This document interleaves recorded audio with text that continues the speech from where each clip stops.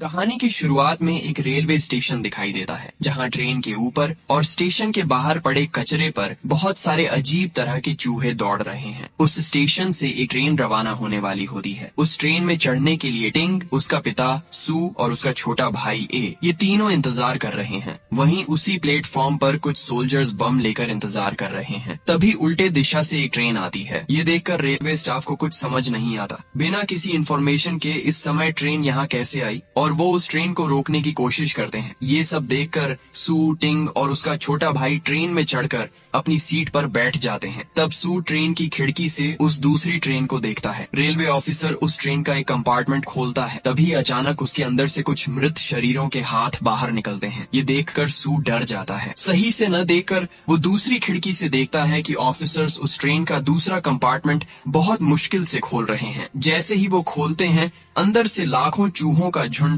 बहुत सारे शरीरों के साथ बाहर गिरता है, जैसे कोई झरना। ये देखकर सूदम चौंक जाता है। इसके बाद दिखाया जाता है कि ट्रेन में एक गुंडा तरह का आदमी सू से झगड़ने लगता है, क्योंकि वो अपनी सीट की खिड़की से बाहर देख रहा था। तब टिंग वहाँ पहुँचता है और कहता है, मेरा पापा को छोड़ दो, वो बीमार हैं और उनका इलाज करवाने के लिए हम शहर जा रहे हैं। लेकिन उसकी बात इग्नोर करके वो गुंडा उसके साथ भी बुरा बर्ताव करता है। तभी सेन नाम का एक आदमी उस गुंडे का हाथ पकड़ लेता है और ये देखकर डर के मारे उस गुंडे के ग्रुप के लोग उसे रोकते हैं और झगड़ा बंद कर शांति बनाने की कोशिश करते हैं। कुछ समय बाद सू उठता है और एक कंपार्टमेंट की तरफ बढ़ता है। ट्रेन के आखिरी कंपार्टमेंट से एक कंपार्टमेंट पहले वहाँ बहुत सारे अमीर लोग और रेलवे ऑफिसर बैठे होते हैं। सू वहाँ आगे बढ़ता है और वहाँ अपनी बड़ी बेटी लिंग को देखता है, जो अपने प्रेमी जियांग के साथ खाना खा रही है।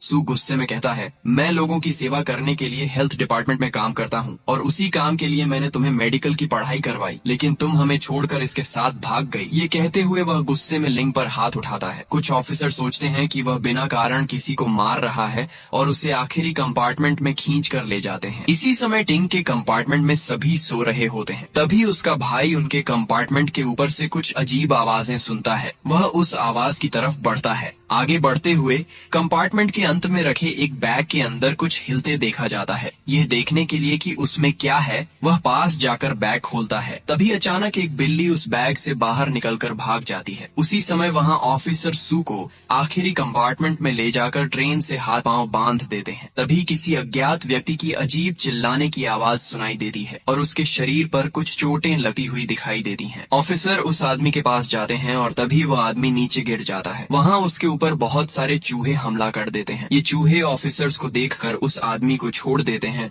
और सीधे ऑफिसर्स पर हमला कर देते हैं। वे ऑफिसर्स को काटते रहते हैं। जब वे चूहों को भगाने की कोशिश करते हैं तो हाथ में रखी चाबी उनके हाथ से फिसलकर सू के पैर के पास गिर जाती है। सू जल्दी जल्दी चाबी लेने और लॉक खोलने की कोशिश करता है, लेकिन उसी बीच चूहों ने 2 ऑफिसर्स को काट लिया और उनकी हालत बिगाड़ दी। इस बीच बार बार बादल सूरज को ढकते हैं, जिससे वहाँ अंधेरा छा जाता है। ये देखकर ट्रेन के लोग अपनी जर्नी का मजा लेने लगते हैं। तभी अमीर लोगों के कंपार्टमेंट से भी कुछ अजीब आवाजें आने लगती हैं। ये सुनकर वहाँ की एक महिला अपने हस्बैंड से कहती है, शायद ये चूहों की आवाज है और मुझे बहुत डर लग रहा है, इन्हें भगाने का कुछ करो। फिर वह आदमी एक छड़ी लेकर उस आवाज की तरफ जाता है। जैसे ही वह लाइट के अंदर आवाज सुनता है, वह छड़ी से लाइट पर वार करता है। तभी अचानक वहाँ एक गड्ढा खुल जाता है और उसके अंदर से लाखों चूहों का झुंड झरने की तरह उस आदमी पर गिरता है। ये देखकर बाकी लोग डर के मारे अपने कंपार्टमेंट से बाहर निकलने लगते हैं। जियांग लिंग का हाथ पकड़कर उसे बाहर खींचता है, लेकिन लिंग कहती है, मेरा पापा आखिरी कंपार्टमेंट में है, मुझे उसे बचाना होगा। लेकिन जियांग उसे रोकता है और खींचकर बाहर ले जाता है। सभी लोग एक एक कंपार्टमेंट पार करते हुए आगे बढ़ते हैं। कुछ कंपार्टमेंट में लोग सो रहे होते हैं। उन्हें देखकर ये लोग सोचते हैं कि ये लोग क्यों भाग रहे हैं। जब टिंग का कंपार्टमेंट क्रॉस होता है,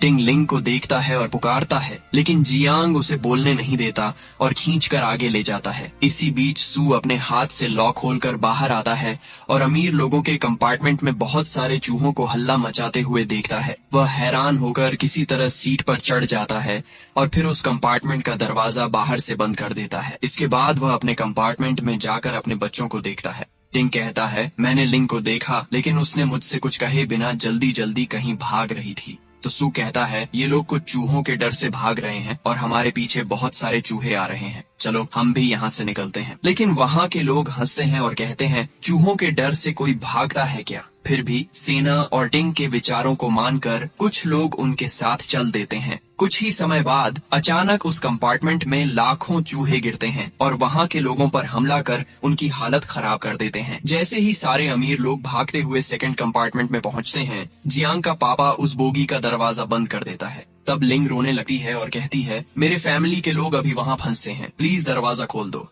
लेकिन वे लोग कहते हैं, अगर हम उन्हें बचाने जाएंगे तो हम खुद मर जाएंगे। फिर वे जियांग से कहते हैं कि उसे ट्रेन के थर्ड कंपार्टमेंट से अलग कर दिया जाए। लिंग की रोने की आवाज सुनकर जियांग का बहुत बुरा लगता है, लेकिन अब कोई रास्ता नहीं बचता, इसलिए वह उस बोगी को अलग करने जाता है। इसी समय जब बोगी अलग करने की घोषणा होती है, कंपार्टमेंट की छत का ढक्कन खुलता है और वहाँ से वह ऊपर निकलकर ट्रेन के ऊपर चला जाता है। इसके बाद टिंग और उसका भाई भी ऊपर पहुँच जाते हैं। तब सू नोटिस देता है कि दोनों को हर कंपार्टमेंट का दरवाजा तोड़कर अंदर आने की कोशिश करनी है। वह जल्दी जल्दी ऊपर चढ़ने की कोशिश करता है और गहन कोशिश के बाद ऊपर पहुंच जाता है। वहां वह किसी और आदमी की मदद करता है ऊपर चढ़ने के लिए, लेकिन उनके चढ़ने से पहले ही बहुत सारे चूहे उस कंपार्टमेंट का दरवाजा तोड़कर उस आदमी पर हमला कर देते हैं और उसे काट देते हैं। वहां से सारे चूहे सूरज की रोशनी की वजह से मरकर नीचे गिर जाते हैं। सारे लोग एक एक कंपार्टमेंट से कूदते हुए आगे बढ़ते हैं और थर्ड कंपार्टमेंट तक पहुंच जाते हैं। फिर जियांग और टिंग सेकंड कंपार्टमेंट में कूदते हैं। अब सू अपने छोटे बेटे के साथ वहां कूदने वाला होता है, लेकिन इस सब के बारे में कुछ भी जाने बिना उसी समय जियांग थर्ड कंपार्टमेंट को ट्रेन से अलग कर देता है। इसके बाद ट्रेन धीरे धीरे चलने लगती है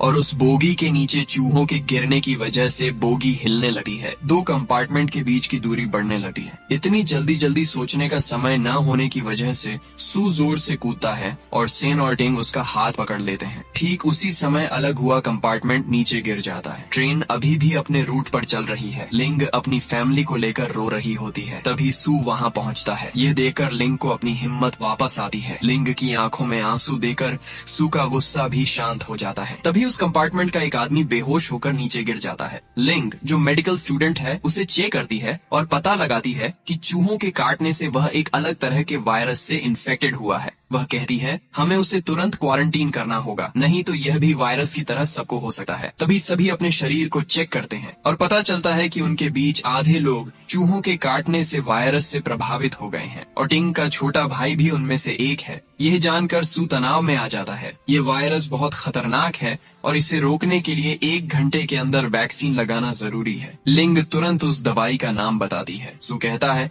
मैं हेल्थ डिपार्टमेंट में काम करने की वजह से जानता हूँ कि वह दवाई कहाँ मिल सकती है और भाग्य से यह दवाई अगले स्टेशन के एक गांव के हॉस्पिटल में मौजूद है। ये सुनकर लिंग कहती है, सभी संक्रमित लोग बेहोश हो रहे हैं, इसलिए हमें ट्रेन को उस गांव में रोककर हॉस्पिटल जाना होगा और दवाई लानी होगी। लेकिन ऑफिसर कहता है कि ट्रेन कहीं भी नहीं रुकेगी और सीधी चलती रहेगी। इसके ऊपर इन्फेक्टेड और अनइन्फेक्टेड लोगों के बीच बहस शुरू हो जाती है। लिंग कहती है, अगर यह वैक्सीन नहीं दी गई तो सभी लोग संक्रमित हो जाएंगे। आखिरकार लोग मान जाते हैं और संक्रमित लोगों को अलग करके दूसरे कंपार्टमेंट में भेज दिया जाता है। जियांग लिंग को अनइन्फेक्टेड लोगों के कंपार्टमेंट में ले जा रहा था, लेकिन वह मेडिकल स्टूडेंट होने के नाते वहाँ के लोगों को अकेले नहीं छोड़ता और अपने आप को बचाने की सोचते हुए जियांग से घृणा करने लगता है। वह कहता है, मैं यहीं रहूंगा। कुछ ही समय में ट्रेन गांव पहुंचती है। अब सवाल उठता है कि दवाई लेने कौन जाएगा। सुषण और उसके साथ 2 लोग दवाई लेने के लिए तैयार हो जाते हैं। वे कहते हैं, हम जाकर वह दवाई लाएंगे और यह काम 2 घंटे के अंदर करना होगा। अगर हम 2 घंटे में वापस नहीं आए तो सभी यहाँ से चले जाएं। इसके बाद सभी बाहर निकल जाते हैं। अब टिंग अपने छोटे भाई को लिंग के साथ छोड़कर खुद भी उनके साथ जाना चाहता है, लेकिन सू उसे रोकता है। टिंग कहता है, मैं आपके साथ जाऊंगा, और फिर वह जिद करता है। आखिरकार वह किसी तरह सू को मनाकर अपने साथ ले जाता है। वे लोग उस सुनसान और खाली गांव की तरफ बढ़ते हैं जहां एक भी इंसान नहीं दिखाई देता और तेज धूप पड़ रही होती है। वहां एक कमरे में 3 लोग फांसी पर लटके हुए मरे हुए पाए जाते हैं। यह देखकर वे लोग दंग रह जाते हैं। आगे बढ़ते हुए एक रास्ते पर वे हजारों मृत लोगों के शव देखते हैं। सू डर जाता है, लेकिन कोई और रास्ता नहीं होता,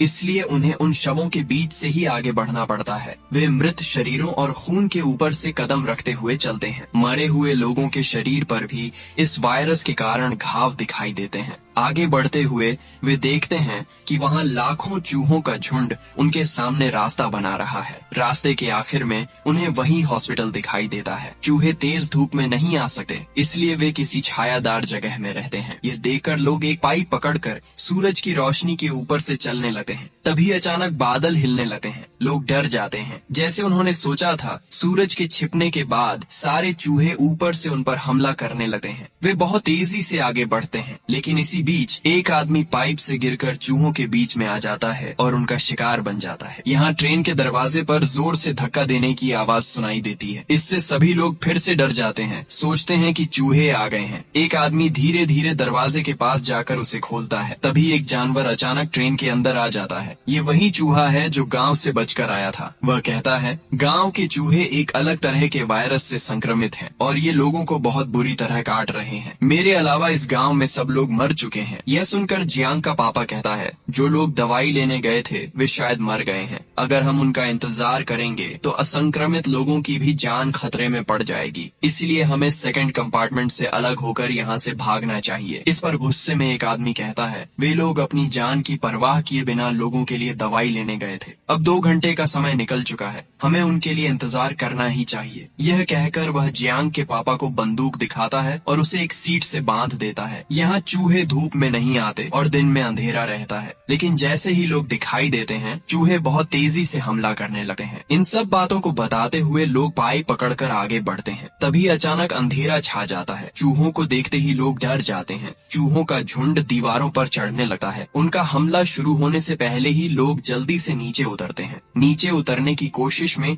श्यान के पैर को गंभीर चोट लग जाती है। फिर किसी तरह वे हॉस्पिटल के अंदर पहुंचते हैं और दरवाजा बंद कर लेते हैं। श्यान हॉस्पिटल के बाहर एक बम फोड़ता है, जिससे कई दूर तक मर जाते हैं। फिर वे अंदर जाते हैं और पाते हैं कि वहाँ पूरी तरह अंधेरा है। सभी गैस लाइट जलाकर आगे बढ़ते हैं। तभी अचानक एक आदमी आकर उन पर हमला करने लगता है। वे उसे बताते हैं, हम रेलवे स्टेशन से आए हैं। ट्रेन में कुछ लोग चूहों के काटने से वायरस से संक्रमित हो गए हैं और हम उनके लिए दवाई लेने आए हैं। यह सुनकर वह आदमी हैरान होकर पूछता है, इस वायरस के लिए दवाई बनाई गई है? वे कहते हैं, हाँ, दवाई तो है और हम उसे लेने यहाँ आए हैं। वह आदमी कहता है, मैं जानता हूँ कि यहाँ सारी दवाइयाँ कहाँ रखी हैं, क्योंकि मैं इस वेयरहाउस का मैनेजर हूँ। ये कहते हुए वह उन्हें दवाई रखने वाली जगह पर ले जाता है। जाने से पहले उसका संक्रमित पत्नी वाला आदमी अपने बेटे को बताता है, इसका इलाज करने के लिए दवाई है और मैं वही लेने आया हूँ। तब तक तुम दोनों इसी रोशनी में बैठो, क्योंकि चूहे रोशनी में नहीं आते। फिर वह उन्हें अंडरग्राउंड ले जाता है। वहाँ पड़े कई कंकाल देखकर टिंग डर जाता है। मैनेजर उन्हें बताता है कि कभी यह जेल थी, लेकिन चूहों की वजह से यहाँ की स्थिति ऐसी हो गई। इसके बाद वे कंकालों के ऊपर खड़े होकर और उनके खून के ऊपर कदम रखते हुए आगे बढ़ते हैं। वहाँ इतने सारे चूहे हैं कि सेन एक कपड़े में आग लगाकर फायर तैयार करता है। फिर सभी उस रोशनी में आराम से चलते हुए दवाई ढूंढने लगते हैं। वहाँ एक बहुत बड़ा घर दिखाई देता है और सभी हैरान रह जाते हैं। ये वही चूहों का घर है जहाँ से वे हर जगह वायरस फैला रहे हैं। इस समय चूहे सो रहे हैं और अगर वे जाग गए तो हमें जिंदा नहीं छोड़ेंगे। वह कहता है, दवाई पहली मंजिल पर रखी है और आपको वहाँ पहुँचने के लिए इस सीढ़ी का इस्तेमाल करना होगा। अब धूप कम होने की वजह से ट्रेन के पास बहुत सारे चूहे आकर ट्रेन के अंदर घुसने की कोशिश करते हैं। तब जियांग का पापा कहता है, यहाँ रहना अब बिल्कुल सुरक्षित नहीं है और मुझे नहीं लगता कि वे लोग वापस आएंगे, इसलिए अब हमें यहाँ से निकलना ही बेहतर होगा। ये सुनकर वहाँ के एक आदमी को गुस्सा आता है और उनके बीच बहस शुरू हो जाती है। इसे देखकर एक महिला कंपार्टमेंट का दरवाजा खोलकर बाहर कूद जाती है। दरवाजा खुलते ही सारे बाहर के चूहे ट्रेन में घुस आते हैं और जो असंक्रमित लोग हैं उन्हें काटना शुरू कर देते हैं। सभी लोग ट्रेन से बाहर कूदकर भागने की कोशिश करते हैं, लेकिन चूहे उन्हें छोड़ते नहीं।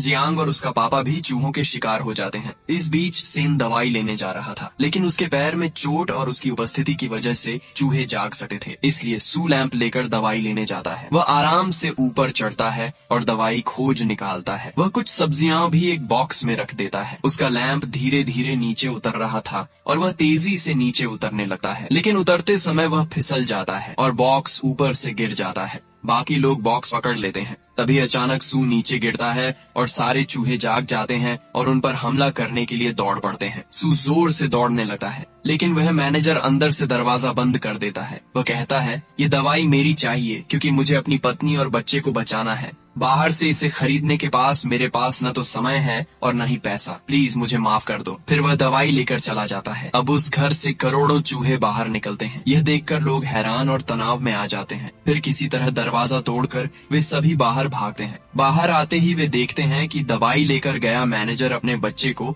हाथ में लेकर किसी जगह पर स्थिर बैठा है। वहां जाकर समझ आता है कि उसने दवाई बाहर ले जाने के बजाय चूहों को उनके काम करने दिया। वह अपने मृत बच्चे को बाहर नहीं ले जाता और उसके हाथ से दवाई का बॉक्स लोग हड़प कर अस्पताल से बाहर भाग जाते हैं। लेकिन चूहे भी बाहर निकलकर उनका पीछा करने लगते हैं। वे बाहर आते हैं और एक वाहन देखते हैं। सभी उसमें चढ़ते हैं और टिंग उसे स्टार्ट करने लगता है, लेकिन वाहन स्टार्ट नहीं होता और चूहे पास आ रहे होते हैं। तब कई ट्रैकर ऊपर से उसे झटके में स्टार्ट कर देते हैं। जैसे ही चूहे उनके बहुत करीब आते हैं, वाहन चलना शुरू होता है। चूहे उनका पीछा करते हैं, लेकिन थोड़ी दूरी पर पहुंचते ही धूप की वजह से वे आगे नहीं बढ़ पाते और पीछा रोक देते हैं। जैसे ही लोग ट्रेन के पास पहुंचते हैं, वे कई लोगों को चूहों के काटने से मरे हुए पाते हैं। सू को लगता है कि सभी मर गए हैं और वह रोने लगता है। तभी लिंग दरवाजा खोलती है और उसे देकर सू को शांति मिलती है। वह हंसते हुए दवाई का बॉक्स लिंग को देता है, लेकिन अचानक जियांग का पापा उसे छीनकर भाग जाता है। सेन उनके साथ लड़ता है। इसी बीच आसमान में बादल जमा होने लगते हैं। सभी ट्रेन के अंदर भाग जाते हैं। अब ट्रेन स्टार्ट हो जाती है। सेन लड़ाई करते हुए दवाई का बॉक्स लेकर सू के पास फेंक देता है। सू उसे लेकर किसी तरह ट्रेन में कूद जाता है। जियांग का पापा एक दवाई अपने हाथ में लेकर आया था, लेकिन आने से पहले वह मृत जियांग को देखकर पागलों की तरह हंसता है। इसी बीच कई चूहे जियांग और उसके पापा पर हमला कर काटने लगते हैं। शान अभी तक ट्रेन में नहीं चढ़ पाया। लोग उसे बुलाते हैं, लेकिन उसके पैर की चोट और जियांग के पापा के साथ हुई लड़ाई की वजह से वह समझ जाता है कि अब वह दौड़कर ट्रेन पकड़ नहीं सकता। वह हंसते हुए गुड बाय कहता है। फिर चूहे उसके ऊपर चढ़कर उसे मार देते हैं। इसे देखकर ट्रेन में बैठे लोग भी दुखी हो जाते हैं। टिंग और सू जोर से रोने लगते हैं। फिर सू लिंग को दवाई देता है और सभी संक्रमित लोगों को दवाई की इंजेक्शन लगाई जाती है। सू अपने छोटे बेटे को दवाई की इंजेक्शन लगाता है। तभी अचानक ट्रेन रुक जाती है। सभी सोचते हैं ट्रेन क्यों रुकी। जाकर देखा तो पता चलता है